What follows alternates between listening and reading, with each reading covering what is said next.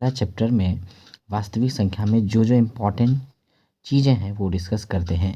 तो सबसे पहले ये जानना ज़रूरी है कि वास्तविक संख्या होता क्या है। उसका इंग्लिश में बोलते हैं रियल नंबर्स। वह संख्या जिसका वास्तविक कोई मान होता है और जिन्हें हम संख्या रेखा पर भी प्रदर्शित कर सकते हैं, उसे वास्तविक संख्या कहते हैं। या फिर दूसरे तरीके से समझेंगे, परिमेय संख्याओं और अपरिमेय संख्याओं के संग्रह को वास्तविक संख्या कहते हैं।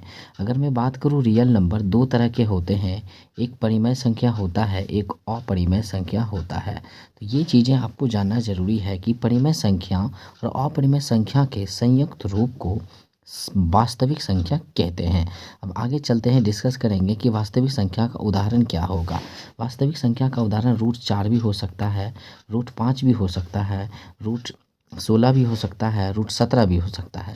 अर्थात √16 एक परिमेय संख्या है, लेकिन √17 एक अपरिमेय संख्या है।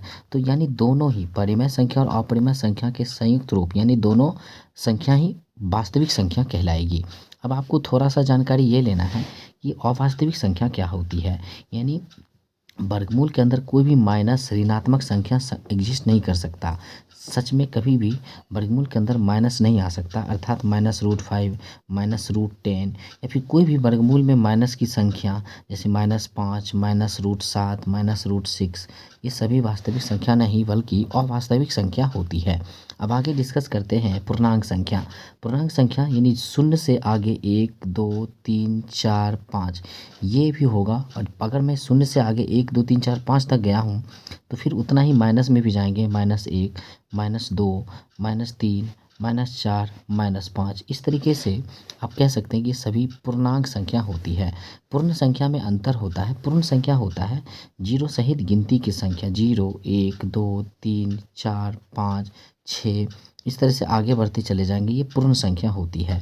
तो पूर्ण संख्या देखिए, यहाँ पे 0 से आरंभ होने वाली संख्या जो गिनती कर सके उसे है पूर्ण संख्या कहते हैं। यानी शून्य सहित गिनती की संख्या को पूर्ण संख्या कहते हैं। अब याद रखिएगा, 0 के बाद एक बार 1 आएगा, 1 के बाद 2 आएगा, ये सभी पूर्ण रूप से संख्या है, इसलिए इसे पूर्णांक संख्या कहते हैं। लेकिन 0 से आगे, इस तरीके से याद रखिएगा।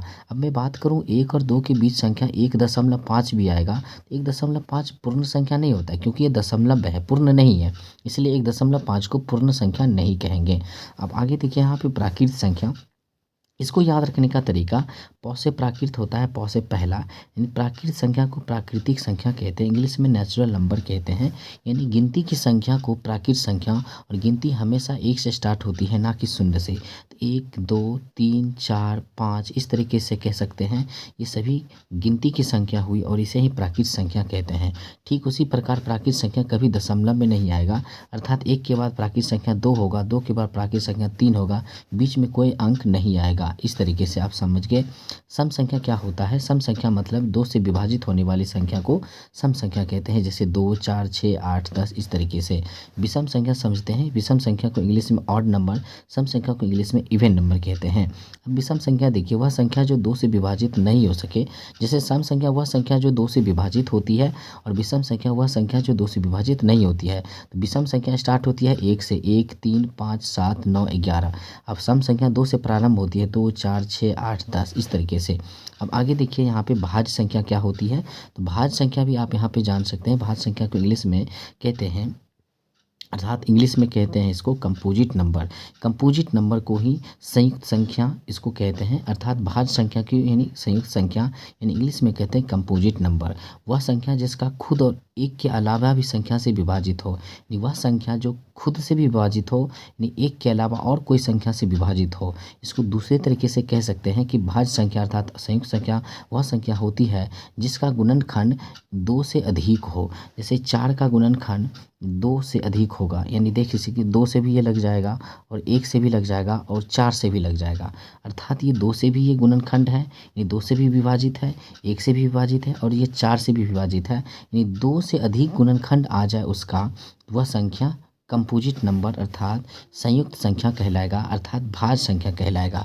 ठीक उसी प्रकार 6 को देख सकते हैं, 6 का गुणनखंड 2 भी होगा, 6 का गुणनखंड 3 भी होगा, 6 का गुणनखंड 6 भी होगा, अर्थात गुणनखंड है तो विभाजित भी होगा। इसको दूसरे तरीके से बोलें कि वैसा संख्या जिसका 2 से अधिक गुणनखंड हो तो वो संख्या संयुक्त संख्या अर्थात भाज्य संख्या होती है। अब यहाँ से आपको समझ में आ गया कि ये सभी, और आपको ये जानना है कि भाज्य संख्या 4 से प्रारंभ होती है, 4 के बाद 6 होगा, 6 के बाद 8 होगा, उसके बाद 9 होगा, उस प्रकार से एग्जाम्पल याद रखना है। अब आगे देखिए वहाँ से अभाज्य संख्या क्या होती है। तो अभाज्य संख्या आपको जानना होगा, जस्ट उल्टा प्राइम भाज्य संख्या का उल्टा होता है अभाज्य संख्या। अभाज्य संख्या मतलब अभागा संख्या जिसका कोई गुणनखंड नहीं हो एक को छोड़ करके, यानी आपको यहाँ समझनी है। अभाज्य संख्या का इंग्लिश प्राइम नंबर होता है वह संख्या जो केवल खुद और एक से ही केवल विभाजित हो, यानी किसी दूसरे से विभाजित नहीं हो। जैसे 2 केवल 2 से ही विभाजित होगा या 1 से विभाजित होगा, नहीं जो खुद से विभाजित हो और या 1 से विभाजित हो, बाकी और किसी से विभाजित नहीं हो, वह अभाज्य संख्या होती है। एग्जाम्पल याद रखेंगे 2, 3, 5, 7, 11 याद कर लीजिए। 2, 3, 5, 7, 11 एक अभाज्य संख्या है।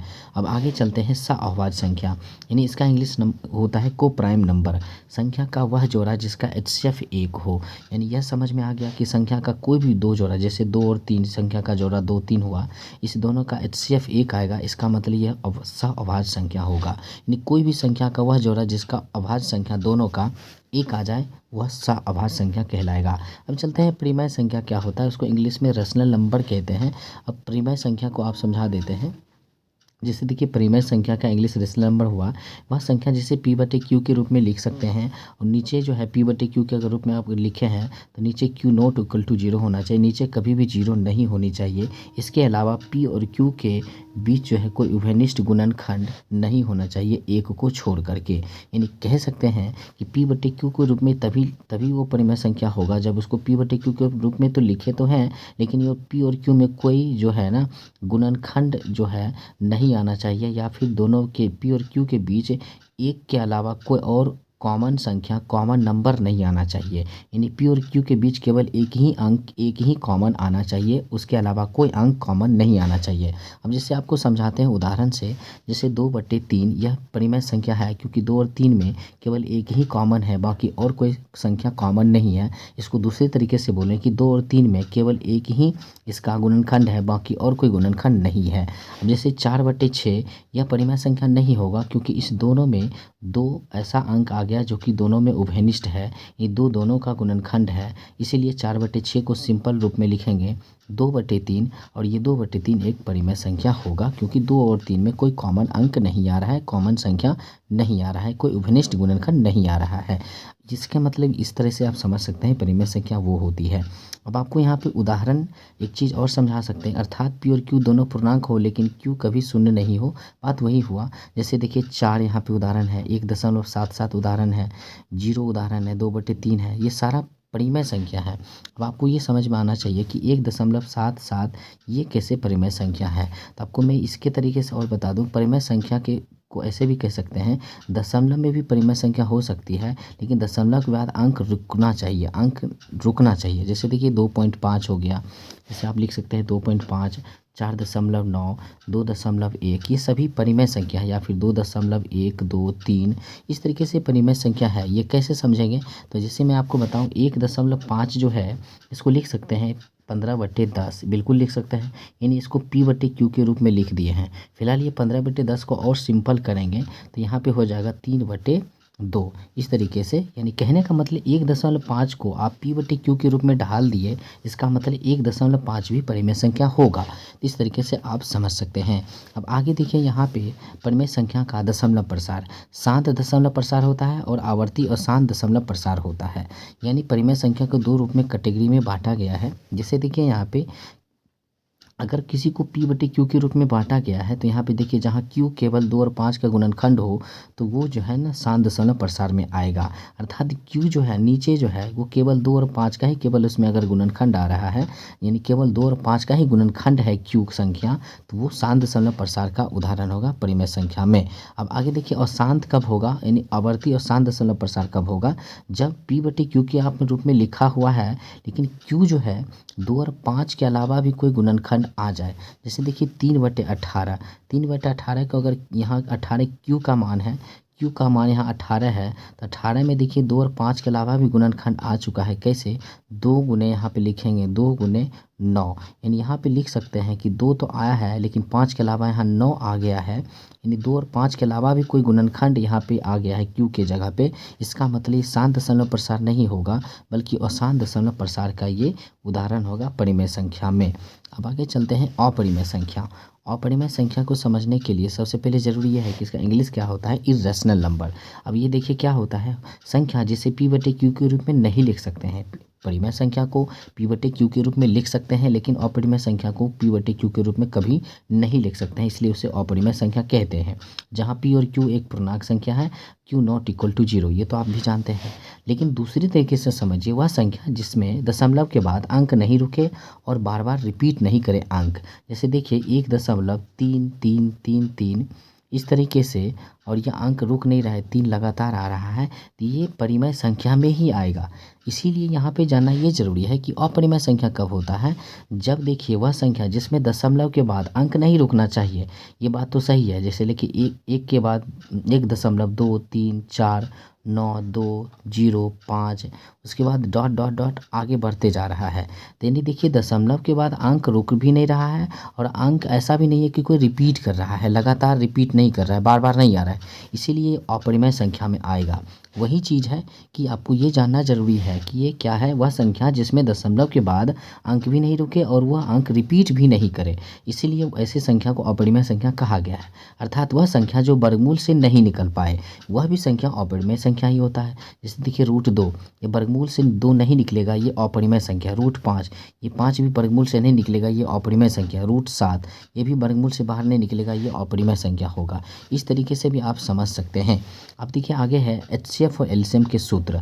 आपको भी पता है कि किसी भी संख्या का LCM और किसी भी संख्या का मौसा गुना कर देंगे तो पहली संख्या दूसरी संख्या के बराबर हो जाएगा, गुना के बराबर होगा। जैसे मान लीजिए कि 2 और 4 का, जैसे 2 और 4 एक संख्या है जिसका गुणनफल इस दोनों के LCM, इस दोनों के LCM और इस दोनों के HCF के बराबर होगा। यानी कोई भी दो संख्या का गुणनफल उस दोनों संख्या के LCM और उस दोनों संख्या के HCF के गुणनफल के बराबर होता है, ये आपको याद रखनी होगी। अब यहाँ से एक प्रश्न ढेर सारे बन जाते हैं। अगर किसी भी दो संख्या का लॉसा मौसा दिया है, पहली संख्या दी हुई है तो दूसरी संख्या ज्ञात करना है होता है। अगर मान लीजिए कि कोई दो संख्या दी हुई है, उस दोनों संख्या का अगर मान लीजिए गुणनफल आपको पता चल जाता है, उस दो संख्या का LCM पता है, तो HCF यानी मौसा पता हो जाएगा। तो इस तरीके से इस सूत्र का यूज किए जाते हैं। अब देखिए दो अभाज्य संख्या का HCF हमेशा 1 होता है, याद रखिएगा। कोई भी दो अभाज्य संख्या, मान लीजिए कि 2 और 3 का HCF क्या होगा, तो 1 होगा, क्योंकि कोई भी अभाज्य संख्या के बीच कोई उभयनिष्ठ गुणनखंड नहीं होता है, केवल एक ही उभयनिष्ठ गुणनखंड होता है, इसलिए 1 उसका HCF होता है। अब आगे देखिए यहाँ पे प्रेमेयिका। प्रेमेयिका का इंग्लिश होता है लेमा।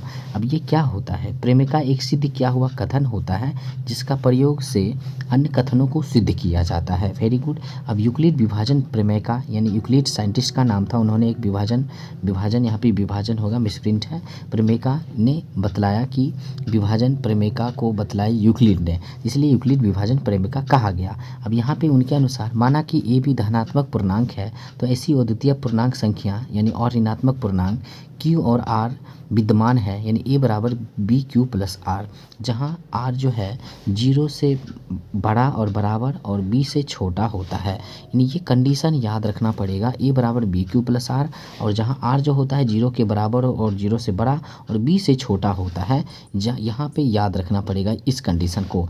यूक्लिड विभाजन प्रेमिका विभाजन के नियम पर आधारित है, यानी भाज्य बराबर होता है भाजक गुने भागफल प्लस शेषफल। ये यूक्लिड विभाजन लेमा के आधार पे ऐसा होता है। अब यहाँ पे आपको ये याद रखना है, ए जो है, जैसे मान लीजिए कि ए और बी आपका धनात्मक, दोनों धनात्मक संख्या है, तो ए से हम यहाँ पे क्या कराएंगे, ए से यहाँ पे मान लीजिए कि यहाँ पे बी से भाग लगाएंगे ए में, बी से भाग लगाएंगे ए में, इसलिए यहाँ पे बी हो जाएगा भाजक। तो देख लीजिए भाजक के जगह पे बी यहाँ पे लिखा हुआ है और ए भाज्य होता है तो ए जो है बाहर है, यानी भाज्य बाहर होता है, भाजक में भागफल गुना होता है, प्लस में शेष जोड़ा जाता है। इस तरीके से यहाँ पे कैसे हुआ बता देते हैं। मान लीजिए कि यहाँ बी से भाग दिया गया ए में, तो यहाँ भागफल क्यू बच गया, शेषफल आर बच गया। यानी यहाँ पे ए बराबर निकालना है, ए बराबर कैसे निकलेगा, यानी भाज्य बराबर निकालना है तो भाजक गुने भागफल यानी बी गुने क्यू जोड़ शेषफल यानी आर जोड़ देते हैं, तो ए बराबर हो जाता है बी क्यू प्लस आर। इस तरीके से ये प्रमेय का होता है, यूक्लिड विभाजन प्रमेय का इतना ही होता है कि आपको भागफल भाजक और शेषफल में रिलेशन उसने बतलाया, तो ये ध्यान रखना है। अब देखिए यूक्लिड का विभाजन एल्गोरिथम ये क्या होता है, इसके अनुसार एचसीएफ ज्ञात किए जाते हैं। अब देखिए यूक्लिड विभाजन एल्गोरिथम के प्रयोग से दो धनात्मक संख्याओं का एचसीएफ ज्ञात करना होता है। अब वो दो धनात्मक, मान लीजिए ए और बी दो धनात्मक संख्या है, अगर आप जानते हैं कि ए बी से बड़ा हो, तब आप कह सकते हैं कि अगर बी से बड़ा है तो बी से जो भाग लगाएंगे ए में, इस प्रकार से क्योंकि ए बड़ा है तो छोटा संख्या से बड़े संख्या में भाग लगाई जाती है। इस तरीके से बी से भाग लगाएंगे ए में, तो आपको पता है अभी मैंने बताया कि जब आप भाग लगाए तो क्यू भागफल बचेगा और शेषफल आर बचेगा। उस प्रकार ए जो है ना, यहाँ पे जो है ए यहाँ पे भाज्य बराबर निकल जाएगा, ए बराबर बी क्यू प्लस आर। यहाँ तक विभाजन, यहाँ पे यूक्लिड विभाजन लेमा था, यहाँ यूक्लिड विभाजन प्रमेय का था, लेकिन इसके हेल्प से ही आगे हम एचसीएफ निकाल लेंगे, तब वो यूक्लिड विभाजन एल्गोरिथम बन जाएगा। अब वो कैसे निकलेगा, तो जिस भाजक के लिए शेषफल 0 आ जाए, जैसे मान लीजिए कि बी से आपने ए में भाग दिया, क्यू भागफल बचा, और जब मान लीजिए कि इस बी भाजक के लिए आर का मान यहाँ शेषफल यानी 0 आ जाए, तब इस समय ये भाजक आपका एचसीएफ बन जाएगा। इस तरीके से आपको याद रखना है कि जिस भाजक के लिए शेषफल 0 आ जाए वह भाजक ही एचसीएफ होता है। इस प्रकार से एचसीएफ ज्ञात हो जाती है। इसी को हम यूक्लिड विभाजन एल्गोरिथम कहते हैं।